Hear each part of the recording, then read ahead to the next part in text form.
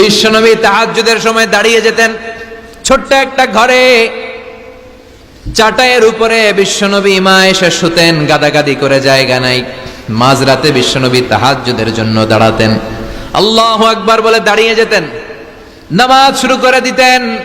বিশাল বড় সূরা পড়তেন, কিরাত পড়তেন, রুকু করতেন, কিন্তু সিজদার জায়গায় সিজদা দেওয়ার জায়গা নাই। সিজদার জায়গায় মা এসা পা বিছিয়ে শুয়ে আছে। বুখারীর বর্ণনা, বিশ্বনবী সিজদায় যে হাত দিয়ে মা এসার পায়ের মধ্যে চিমটি কাটতেন। মা এসা বুঝতে পারতেন বিশ্বনবী এখন সিজদায় যাবে, সুবহানাল্লাহ পড়েন।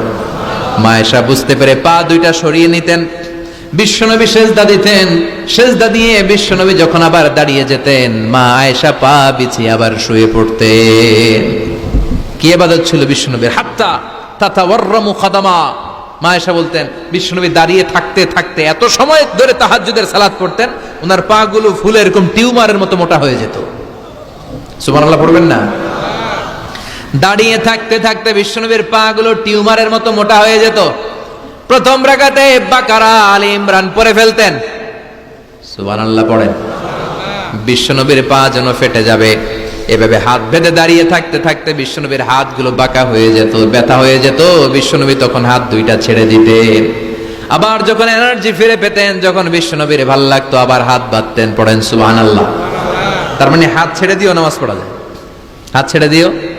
মালিকি মাযহাবের কিছু স্কলাররা ওনারা মত নিয়েছে, ওনাদের অনুসারীরা এরসাল করে, আমাদের দেশে কেউ বাদে এইভাবে, কেউ এইভাবে, কেউ এইভাবে। মালিকিরা বাদেই না, কেউ বাদবই না, কি করবি কর, আছে না নাই?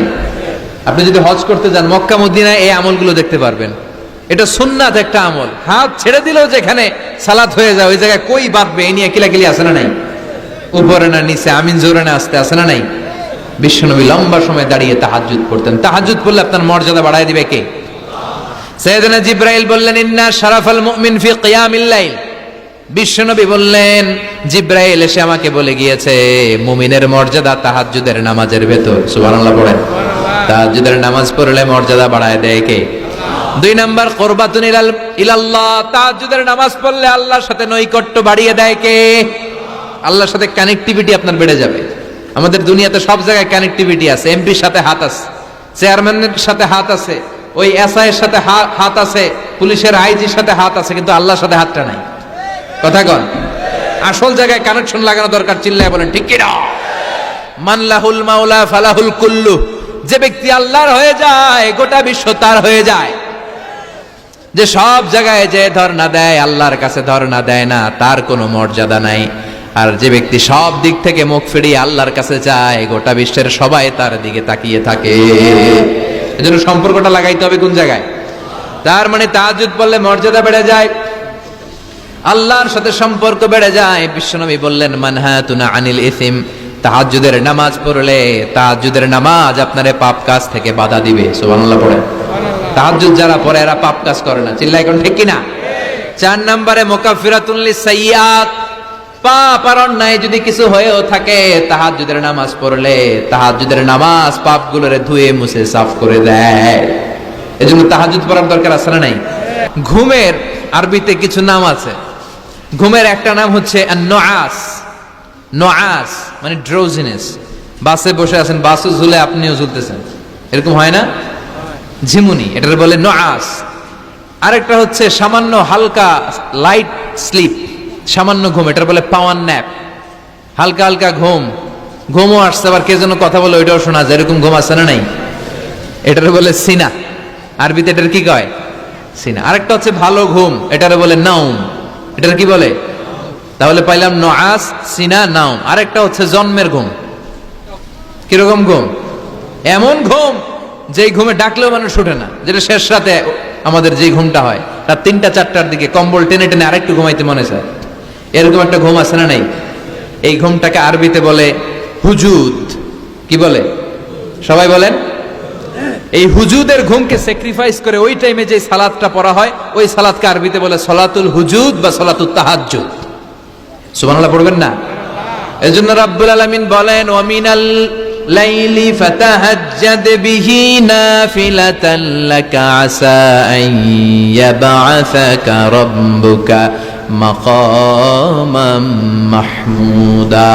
ও নবী, রাত্রিবেলা দাঁড়িয়ে আপনি তাহাজ্জুদের নামাজ পড়েন, আশা করা যায় বিশাল সম্মানিত মহিমান্বিত জায়গায় আল্লাহ আপনারে বসায় দিবে গো নবী। ঠিক কি না? তাহাজ্জুদের সালাত পড়লে মর্যাদা বাড়ায় দেয় কে? মুমিনের বৈশিষ্ট্য, তারা রাত্রিবেলা তাহাজ্জুদের সালাত পড়ে। ইমানদারদের বৈশিষ্ট্য, তারা হলো ফুরসান আন-নাহার রুহবান আল-লাইল। রাত্রিবেলা তাহাজ্জুদের যায় নামাজে কান্নার ঝড় তোলে, দিনের বেলায় ঘোড়া হাঁকিয়ে জিহাদের ময়দানে জিহাদ করে। ঠিক কি না? দিনের বেলায় চলবে কি? জিহাদ। এজন্য বিশ্বনবীর প্রথম প্রশিক্ষণ নিতে বললেন আল্লাহ, কুমিল লাইলা ইল্লা কালিলা। ও নবী, বিশাল মিশন নিয়ে দুনিয়ার বুকে আপনি এসেছেন গো নবী। প্রথম প্রশিক্ষণ যেটা নিবেন, রাত্রিবেলায় দাঁড়িয়ে দাঁড়িয়ে তাহাজ্জুদের প্রশিক্ষণ। বিশ্বনবীর আদেশ করলেন কে? কিসের আদেশ? সবাই কোন? আরো জোরে। ওই মুহূর্তটা তাহাজ্জুদের সময়টা এমন সময়, ইয়ানজিলু রাব্বুনা ইলা সামাইদ দুনিয়া, রব্বুল আলামিন আরশের উপর থেকে দুনিয়ার আকাশে নেমে আসে। নেমে আসে মানে বিশেষ একটা মনোযোগ দেয়, আর দুনিয়াবাসীরা ডেকে ডেকে বলে, গোলাম আলা মিন মুস্তাগফিরিনা গফির আলা। কার ক্ষমা লাগবে ক্ষমা চাও, সব গুনাহ আমি ক্ষমা করে দেব। আলা মিন মুস্তারজিকিন আরজুকালা, কার কি লাগবে আমার কাছে চাও, সব আমি দিয়ে দেব। আল্লাহু আকবার। আলা মিন মুস্তাকসিন আকসুলা, যার জামা দরকার জামা চাও, জামা দেব। ক্ষমতা দরকার ক্ষমতা চাও, ক্ষমতা দেব। নেককার স্ত্রী দরকার, নেককার সন্তান দরকার, সন্তান চাও, সন্তান দেব। সব দেয়ার মালিক কে? কেউ যেটা পারে না পারে কে? কেউ যেটা দেয় না দেয় কে? কেউ যেটা বোঝে না বোঝে কে? আল্লাহ শেষ রাতে আম করে ডাকে, দেওয়ার জন্য ডাকে, কিন্তু চাওয়ার সময় আমাদের নাই। উনি দেওয়ার জন্য প্রস্তুত, কিন্তু এটা তো নেওয়ার লোক লাগবে। কথা কন।